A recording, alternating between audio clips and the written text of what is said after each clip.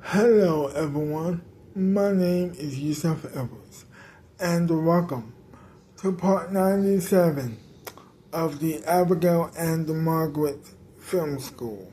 Let us begin. So, it was dark. She was walking in the dark in the streets of Sweet Town, when all of a sudden, as she was walking, this guy comes walking up towards her. He says, "Are you lost?" She says, "Yeah, I am, actually. Let me walk you home, if you don't mind."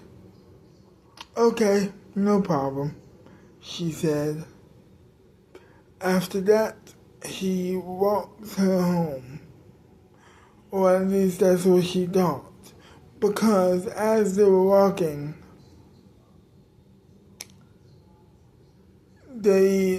she realized that they were walking the wrong way. And that's when it was revealed that they were walking the wrong way on purpose, because they were walking into his house. So they get to his house. She doesn't know, she's a little bit scared now.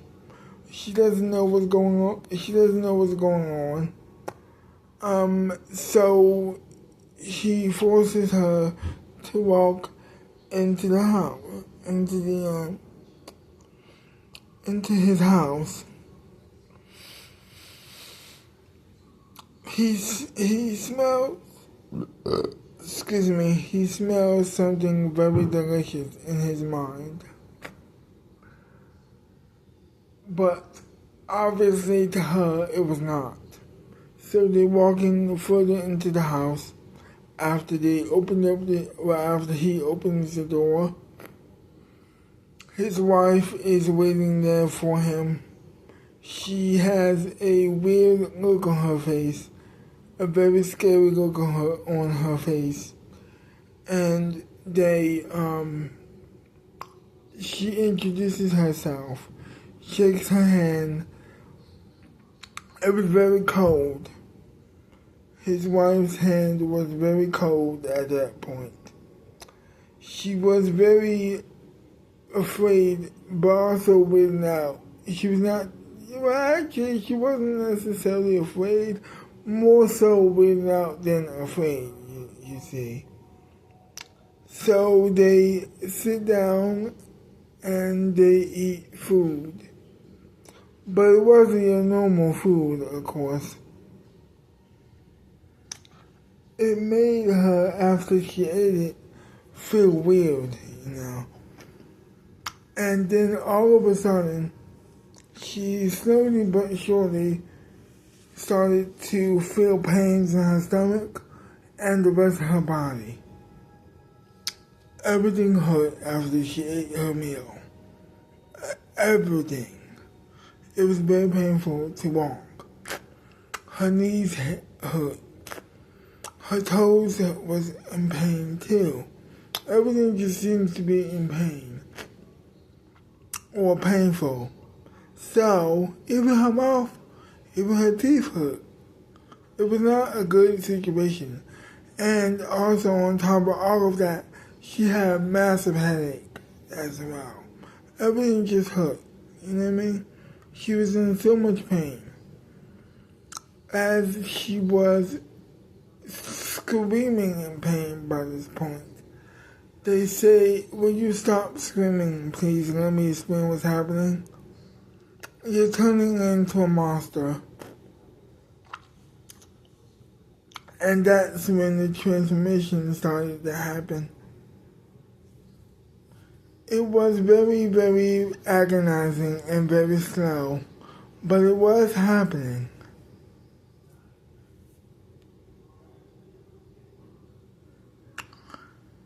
And as the transformation was happening, it got painful. It got even more painful and even more painful as time went on. As time went on, it just started to be more painful. And that's when she screamed. Like really loud. And that's when the transformation really began. She started slowly transforming into this like green furry monster. Very slow and very agonizing. It wasn't very it wasn't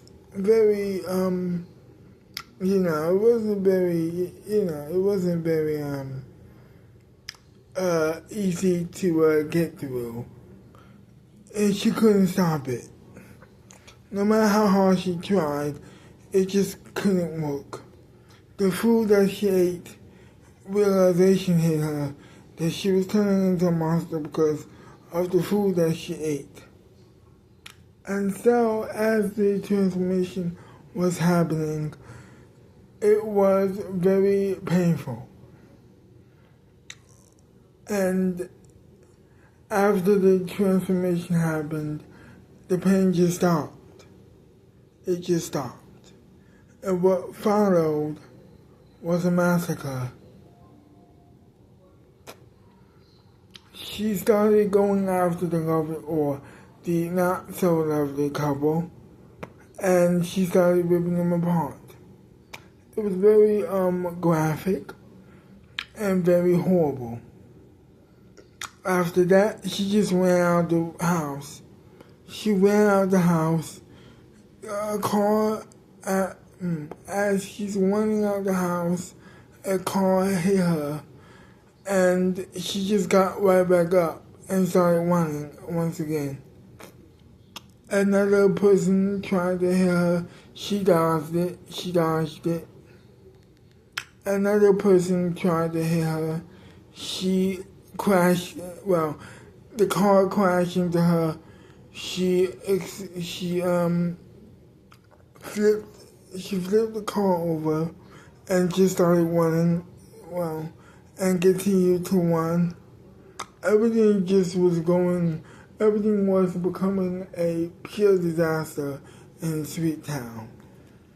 She was having a horrible time, just terrorizing everything and everyone. It was a rampage, to say the very least.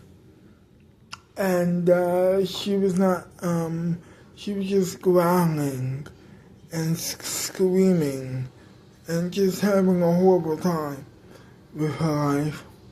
After that, she meets, and after a while, she walks into, or actually runs into this lake. She's running into this lake, and all of a sudden, she just dives in by accident. She falls in the lake, and the lake just is out. She tries to swim, but the water and the fur just kept bringing her down. And then all of a sudden, she just drowned. She drowned in the water. After that, what followed was this what followed was, sea creatures. As she woke up, she wasn't on Earth anymore. She wasn't on land. She was in the water. She was breathing in the water, crawling in the water. She could see the sea creatures also swimming towards her. And they were not happy. And so they started eating her. The sea creatures started to eat her piece by piece as she's screaming in pain. And that's when she wakes up.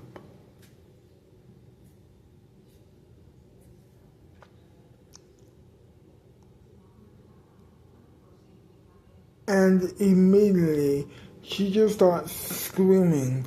For like a half an hour, she just starts screaming in fear about the dream or the nightmare that she had. she was just screaming in agonizing pain.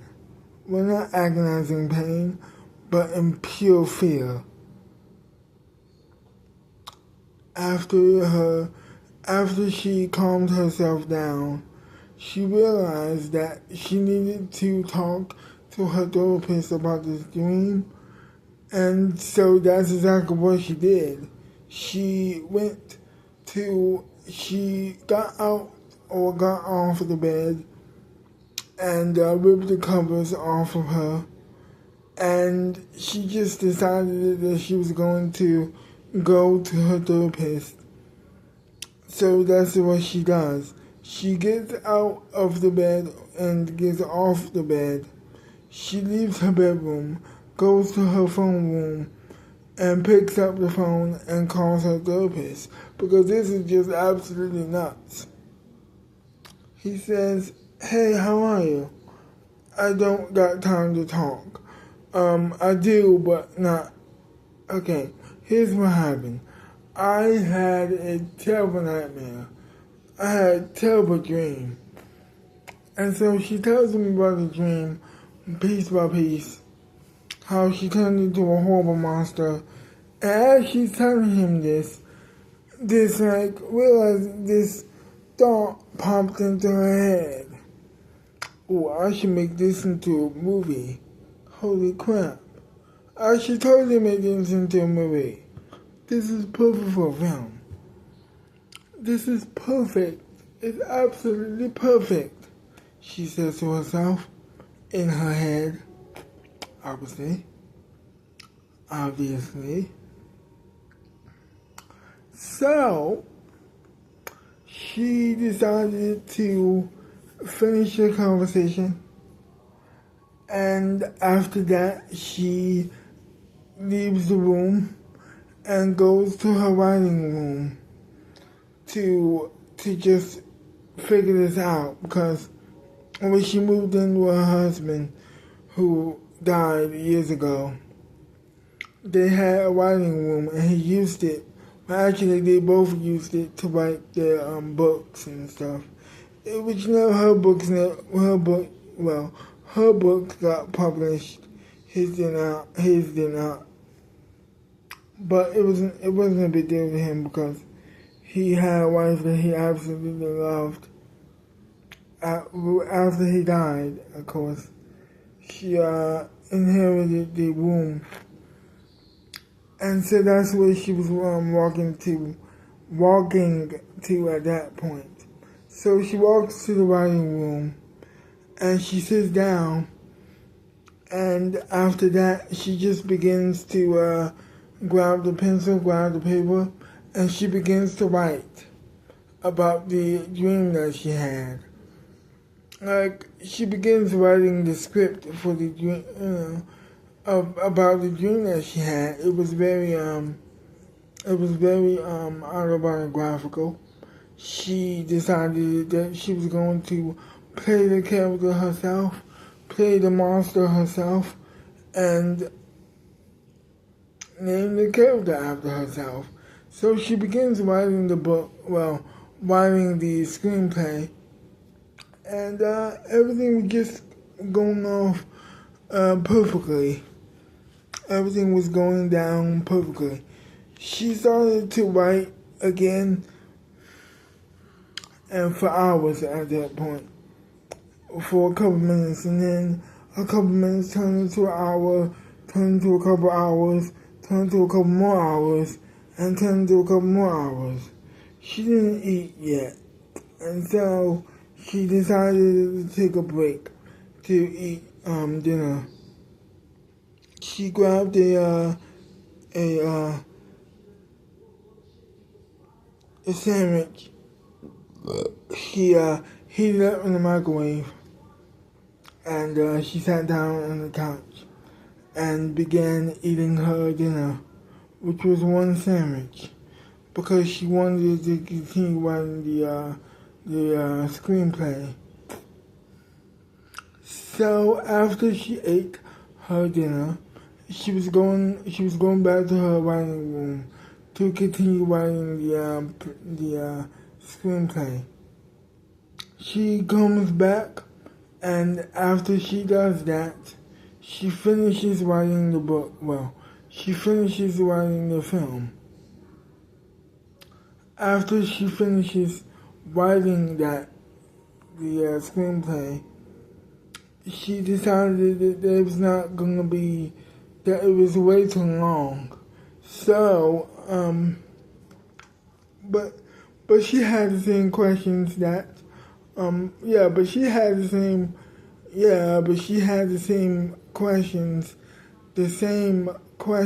that Susan had. How long should we make the movie? And so she went to her phone room once again to call her teacher, Abigail Freeman. And she says, "Hi, do you mind answering this question for me? I just wrote a play like you asked. How long can we make the movie?" And she says, a fellow student of mine asked me the same question, and I'm going to tell her tell you what I told her. That it's wherever you want to make the film. However long you want to make the film, it is entered into the competition. And good luck. She hangs up. She hangs up the phone, and she goes back. She leaves the phone room, and then after that was it. She sits back down on the couch and starts to watch TV until the rest of the evening, or for the rest of the evening, I should say. After that, she decided that she was going to sleep on the couch, which is exactly what she did. And that was it.